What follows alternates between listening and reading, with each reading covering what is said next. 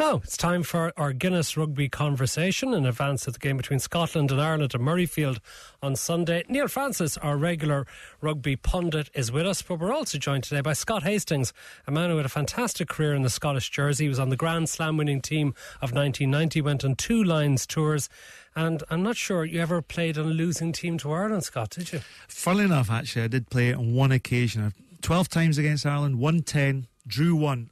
I just don't know how I lost that one. Neil Francis, how many times did you play in a winning Irish team against Scotland? I'm speechless here. I'm actually. I wrote down a sort of a my roll of shame here, and I'm just looking through it from 89 to 96, not one. A 6-all draw was the. If I remember that match in 1994, it's possibly the worst international match I've ever witnessed. I was ashamed to play in that game. It was so awful like that. I would have booed me if I was. Yeah. Believe me, there were enough people booing you the same day. That was the one with the howling gale, wasn't it? Yes. It was just, you couldn't kick anything. I think my brother Gavin, Ralph Keys was playing it. No, that was 92. That was another game to watch. But we had just beaten England. We'd murdered England 13-12 the week before, 2 weeks before, and we were playing well, and we thought we'd win, but it was just awful. Like both teams, if the referee had blown 10 minutes early, we wouldn't have objected. So, what was the problem that Ireland had for about a dozen years or so with playing Scotland? You just go through these things. Like we couldn't lose to the Welsh. Like in the Welsh and Cardiff, we just couldn't lose.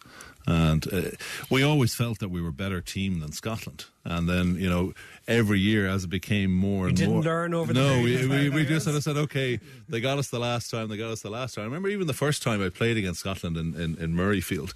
And it was an amazing game. Like, we were 19-0 down. And I was looking around and I said, oh my God, we're going to get duffed here. And then by half-time, we were leading 21-19. It was mad stuff. Like, the pace of Ireland-Scotland games were kind of mad.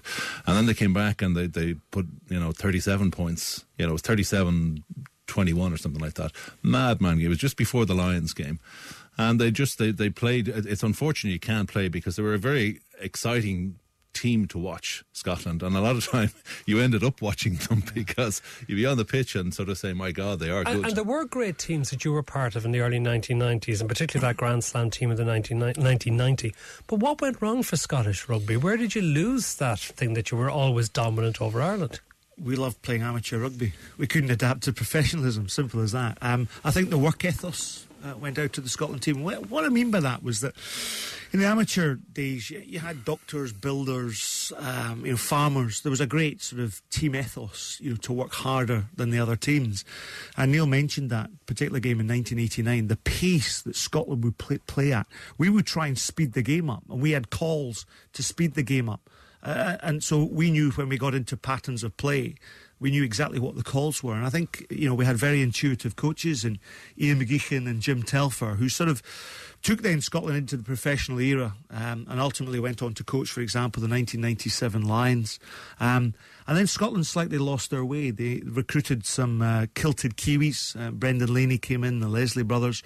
And while these guys did a short-term job, it was to the detriment of the game. And professionalism then had a detrimental effect because our 4 professional teams then went down to 3 professional teams, then it went down to 2, and currently we're only standing on 2 professional teams. I think we're still punching above our weight, and as we look forward to Sunday's encounter against Ireland, Scotland will have to once again play above themselves. But there is talent there, but unfortunately we've got to try and get more and more youngsters playing the game, because when you look at the 4 provinces of Ireland, there's certainly a depth of experience, albeit that in key positions perhaps Ireland are light. However, with just the 2 professional teams, Scotland have got a smaller pool base to select from. I think Scott's being a little bit modest. I think when himself and his brother were brought into the side, that had a huge injection of just everything, and they played a different sort of a game. And if you look at it, like I always, to explain away my bad losing international record, you always sort of say, well, look at France and they'd Blanco and they'd Sella and Berbizier and Lajuske and all these guys. And then you look at England and, they had from Dooley and Ackford and Carling and Guscott and fantastic team. But I mean, that Scottish team, sort of that I played against, they were fantastic, and they had strength. Half-back, they were very good to control the game, but it was their bloody back row that really upset me. And I remember playing in Derek White. So the back row, we're talking about John Jeffrey, Finn Kohler and Derek White, a fantastic unit. And they would win a lot of games. I don't think you realise how many games they won for you. And I remember playing in a kind of a fundraiser for Derek White's wife years ago, sort of in England, and it was the Celts, Ireland and Scotland against the English. And Brian Moore was refereeing the game. It was very funny. So JJ and Finn Kohler and Derek White were playing in the back row, and they spent, and it was just an exhibition game, so just everybody throwing around their skill and whatever else, throwing the ball around. And the three boys spent the whole time killing ball and coming in offside. And eventually Brian Moore just threw his whistle away and came in and started rucking JJ. JJ had gone over the top again, and he came in and just started standing on him and kicking him because he'd lost his temper. So they got away with absolute murder, Scottish back row. How would those Scottish players of that era have done in the modern game, would you reckon? How would Scott have done in the modern game? Well, Scott is one of these guys that would transcend. His work ethic, he was fast, quick, hands, he had everything. So you would make whether he could control himself. How would Scott, have done in the modern game? Life is about characters, and I believe in rugby and characters and blends, and rugby still needs that. I think it's interesting talking to Neil here about those players and that back row. In actual fact, Scotland once fielded 5 number 8s in their back 5 with John Beattie and Ian Paxton at the time. But what there was a discipline and a core laid down by Jim Telfer, and it was very much a structure of rucking and fast return and recycling a ball. Yes, we kicked an awful lot, but we also attacked with confidence, with ball in hand. And I think that sort of belief in one in each other's ability won us many, many games. In other words, we played with as a family, and undoubtedly that influence in the back row. But did you see Ireland as a bit of a soft touch in those days? Not a soft touch, but a team that were eminently beatable. And, why? That's not far removed from each other. Well, if you go into the 2000s, look at the number of games that Ireland turned over Scotland, and Scotland couldn't, almost lace Ireland's boots. There just was an era with Irish rugby through the 2000s that Scotland weren't at the races. They weren't winning games. And when you go into a game with confidence and momentum, it's amazing how much that can spill over into performance. You get the performance right, then the results come. And you've seen that with a very successful Irish team over the last sort of 10 to 12 years. And yes, there's been times when there's been real disappointment because you've not delivered. But, look at the Grand Slams you've created. Look at the heroes and worldwide rugby stars you have. But you've got to remember, there's also some black ink on the paper in a performance out in New Zealand, for example. There's a listener, Gavin from Clontarf, wants me to ask you, Scott, why did the Scottish Rugby Football Union get rid of the borders when that is the heartland of Scottish rugby? Financials, money. But was it a short-sighted decision when it comes to short-sighted? I would love to have seen a Borders team still compete, in the Heineken Cup on the European circuit within the Rabo Direct Pro 12 League. Quite frankly, there wasn't enough support, there wasn't enough sponsorship, and basically it costs a lot of money to run a professional rugby team and all the infrastructure. But the people from Hawick, 6 miles down the road from Gala, wouldn't come up to Gala to support their team. So rugby lost its umbilical cord. And what I mean by that is that the club game within the Borders was Kelso, Jedburgh, Selkirk, Hawick, Melrose, Gala, all these teams contributing to the south of Scotland, to the Borders. And suddenly when you saw an influx of outsiders and professionals playing from overseas, plying their trade in the Borders, they lost that connection and therefore that support.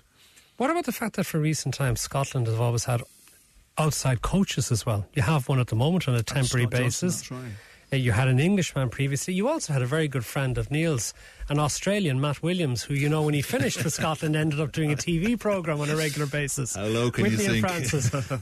What do you make of the idea of Matt Williams and Neil Francis doing a TV show together? Is that a comedy? Yes, you're right. And to be quite frank, when Andy Robbins, I played with him in a Lions jersey. I played against him, Scotland-England games. Technically, he was very good. I think where there was a question mark was some of his selections. And ultimately, he fell by the sword. But by the defeat in Tonga. Scotland couldn't get any lower, and that's not to take anything away from Tonga, because Tonga turned over France in the Rugby World Cup in 2011. But the long and the short is, I always said that... You sidestepped the Matt Williams question as elegantly as you used to sidestep as a centre on the pitch. Not quite so twinkle toes, I hasten to add. I would normally go for the barnstormer. Just very quickly, I've always felt that it's important to have a Scottish voice. No matter where you are in international rugby, you have to have a voice from the country you're playing for. And I think Scotland's slightly lost its way. Matt Williams, I think, was a very good technical coach. Unfortunately, he came about his style of coaching by bemoaning the lack of skill from the players. So he put them down and couldn't build them up. Now, when you got Jim Telfer as Scotland coach doing that, you can really tug at the heartstrings, but in an Aussie accent, he couldn't tug at the heartstrings. Of course, Neil Francis, we went through the 1990s with a series of overseas coaches, Murray Kidd, Brian Ashton, Warren Gatland, and then we went back for our homegrown coaches for the golden generation era. In retrospect, might we have done somewhat better if we'd had overseas coaches with all those great players over the last 10, 12 years? What, sort of convert the Triple Crowns into Grand Slams? Yes. Yeah. The question you have to ask is who, you know. I said it at the time, I thought Eddie O'Sullivan was one of the best coaches in the world. And at the time, when he was coaching there, I thought he was, there wouldn't be too many people who disagree with me. As he started, Declan Kidney has now up till the last year or so, has done a reasonable job. And you know he's calling for Declan Kidney's head at the moment. Well, it's a fickle business, isn't it? It's on results. It's a results-driven business. If you're not delivering the results, unfortunately, that's professional sport. 2009, a long time away, and there are too many disappointments now. And again, this game coming up on Sunday is crucial. But the Scots ever have considered Eddie O'Sullivan? Hey, listen, there's a job still open. Scott Johnson's in a temporary position. There's other candidates wanting to coach Scotland at international rugby level, so you never know. He may come back. Scott Hastings and Neil Francis are with us, and let's look forward to Sunday's game between Ireland and Scotland, because Scott, Ireland go into this game without Paul O'Connell, Stephen Ferris, Cian Healy, Mike McCarthy, Tommy Bowe, Johnny Sexton, Simon Zebo, Gordon Darcy, and with rookies at 10 and 12 and Paddy Jackson and Luke Marshall. You must really be looking forward to the Irish visit. Yeah, I think there's a lot of optimism there, but never write off an Irish team, especially with Declan Kidney, controlling things and setting down a game plan. That's the problem, according to Neil Francis. Well, it might well be, but, the Irish guys took a bit of a hammering after that performance against England, and there's nothing more frightening in international rugby than a team that suddenly gets back on the horse and starts running at you. And Jamie Heaslip and Sean O'Brien, these guys have got experience. Brian O'Driscoll will not have another quiet game on Sunday. He will be at his utter best. It's up to how Scotland combat that and challenge within the game. But yeah, optimism, and I talked earlier on about momentum in sport is everything. Suddenly that performance against Italy has given Scotland real hope and confidence if they can go in with that home advantage on Sunday. But dare I say, even though Italy had beaten France the game before, Italy going away is a completely different animal. It was only Italy. But that's the brilliant thing about the Six Nations. You go into this weekend, Wales, Italy, England, France, Scotland, Ireland. You could flip a coin. The results can go either way throughout this championship. Scotland have to take the chance. The first time in almost 10 years that they can get back-to-back victories. It's been a long, tiring campaign for Scotland, but they have to use that confidence gained from Italy and then take it out onto the pitch against Ireland. Neil Francis, I'm sure there are some people worried that the Scots will tear at Paddy Jackson at 10 to test his defence. But by the same token, should the Scots be worried about Rory Jackson at 10 not necessarily being much better than our Paddy Jackson? Yeah. It was a bizarre decision, and a bizarre decision to play him for the Wolfhounds. And you can see it over the last, even for the whole of Declan Kidney's career. He's a guy who has his favourites, and he's a guy who doesn't like. There are some players that he won't put up with. It's like all coaches. No, yeah, but there's no rhyme or reason for it. So he wouldn't pick Shane Horgan for 2 or 3 seasons, and yet he couldn't not pick Paddy Wallace. Whenever he had an opportunity, he picked Paddy Wallace. So you asked me this on Monday, and I was amazed that he didn't go for O'Gara. So he's cut the cord there. That was a difficult decision for him. O'Gara hasn't. But it was a decision that had to be made, surely, in the context of Irish rugby moving forward. Yeah. But it's about winning one match at a time, though. Yeah. I mean, are you happier to see Paddy Jackson there as a Scotsman? Of course I am. You'd have picked O'Gara, would you, if you were an Irishman? I'd tell you, yeah, you would, because it's a safety call. But at the end of the day, it's all about developing players. And what better opportunity for Paddy Jackson? He's got experience alongside him. When I say experience, he hasn't had a lot of it. He's got Brian O'Driscoll, and that's about the only bit of experience. Marshall, but you've got Rob Kearney right behind him. Craig Gilroy. A million miles away from me when you need him. He is, but Craig Gilroy is an exciting player. The thing is that international rugby, can be exciting. But sometimes when you're forced to run a ball that's actually not worth running back, that's what forces errors. And Scotland got to play to these guys and put them under pressure to make those particular errors. We don't know how good even Ian Madigan or Paddy Jackson are, because they play. Jackson plays for Ulster. He has Pinar inside him, and he gets an armchair ride. Their pack goes forward. They're playing very well at the moment. So we don't know how good or bad he is, because he hasn't been under pressure, under real international pressure. Same with Madigan. So when you go out in Murrayfield, the pace is just going to be incredible. But is it? I mean, aren't things different now because of the Pro 12? And for all the talk about the shortcomings that might be in the Irish team, we've seen Edinburgh play this year against Munster in particular in European action. There's only 2 professional teams in Scotland. Even with youngsters like Paddy Jackson, Luke Marshall making their debut, shouldn't Ireland be good enough to go and win in Scotland? But you can't compare provincial to whatever, because the Welsh are in a situation where they're dreadful in the Heineken. They won 2 matches in the Heineken, and they're dreadful in the Rabo. And yet, when it comes to it, and okay, they didn't do it against us, but they went over to Paris and won. When it comes and they put on a red jersey, they're a completely different team. So Scotland. Do you think Scotland are the same, are they? Well, Scotland. You see, the evidence wouldn't suggest that in the last decade. I don't know. They have I think they have. They've got Beattie back. I think that's a huge plus for them, and Brown. So they have 2/3 of the Killer Bees side, decent second row, good front row. So they have a good pack, and they're huge. They're a very, very big side. And one of the things that even their backs, like Maitland's big, they all they're big. Visser's very big. They're big, powerful runners, and they're going to run a horse and coach down the number 10. Yeah, but how much of your pessimism is due to the fact of your own poor experiences against Scotland as a player? I knew the knife was Neil, going. I think it's going to be tighter than that. Scotland, got away with a bit of lady luck against Italy. 2 fortuitous tries. One was an interception, one by Sean Lamont, picking up the ball, scoring between the posts. Suddenly that swings, that momentum's in Scotland's favour. Now, Scotland have still got a hard game. They've still got a hard pack to play against. Rory Best up there is now. Tom Court can cause trouble in a front row when he wants to. If Ireland go with the right heads, they can cause problems for Scotland. It's how Scotland, with home advantage, copes with that pressure and builds on the performance. Neither of our out halves did well against England. I mean, Sexton didn't play particularly well against England, and when Raj came on, he didn't play particularly well either.